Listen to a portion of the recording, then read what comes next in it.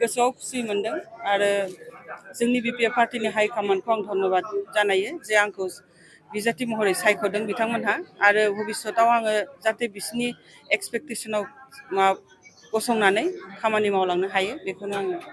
राजखान्थियाव गोदानै आगान फैनाय नंगौ मा फोरमायगोन आं रायजोनि थाखाय खामानि मावलांगोन रायजोनि थाखायनो आं कन्टेस्ट खालायदों हिन्जाव माहारिनि थाखाय आरो युवा प्रजन्मनि थाखाय आं खामानि मावनो सानदों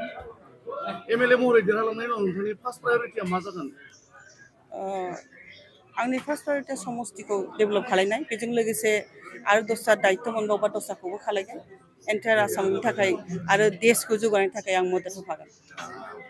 फैगौ बिसायख'थिनि थाखाय लाइमोनफोरखौ मा खालायनो सानदों जायफोरा गोदानै भट होगोन पार्टिसिपेट खालायनांगौ पलिटिक्सआव जोङो गोजानाव थानानै नायनो नाङा खारन पलिटिक्सआ जोंनि बयनिबो थाखाय दरखारि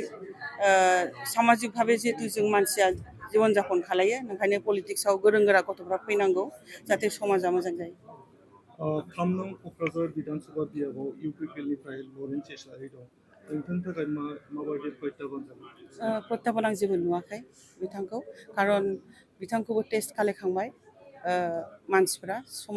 जोंनि समस्तिनि मानसिफ्रा 5 इयार्स बिथांनि खामानिखौबो नायबाय बाहाय जेबो माने डिफारेन्स नुवाखै ओंखायनो दिनैहाय आंखौ खालि बिपिएफनिल' नङा इउपिपिएलनि मानसिफ्राबो आंखौ सापर्ट खालायदों ओंखायनो आं थांनाय समाव जिहेतु इउपिपिएलनि आखायाव क'क्राझार समस्तिया थांदोंमोन बे खेबाव बिपिएफआ लाबोफिननो हागोन एकदम 100% लाबोफिननो हागोन आरो बयबो ज' जानानै ओंखारनांगौ ओमफ्राय इउपिपिएल बिपिएफ थानो नाङा बाहाय सासे बर' हिन्जाव ओंखारदों निश्चय आं खामानि मावनो होनानैसो ओंखारदों पदबिनि थाखाय नङा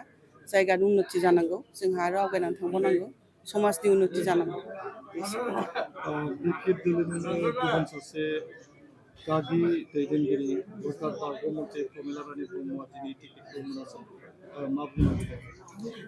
बिथाङा समाजनि थाखाय बिराद खामानि मावलांदों बिथांनि अबदानखौ रावबो माने